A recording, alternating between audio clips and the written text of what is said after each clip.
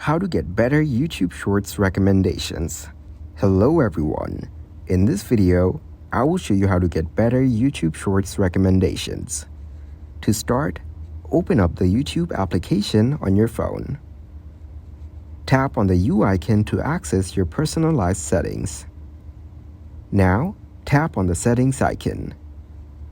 Next, you will see a list of options.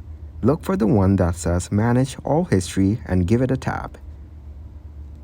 Inside the Manage All History section, you will find different types of history, like Watch History and Search History.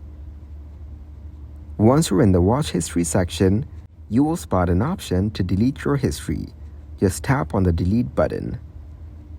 A prompt will pop up asking you to confirm the deletion. Go ahead and tap on Delete All Time to erase your entire watch history. Another confirmation message will appear.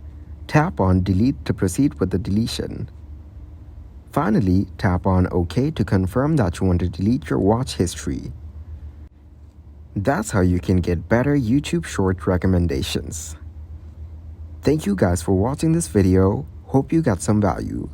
Make sure to like the video and subscribe to the channel to get notified of new videos. See you in the next one.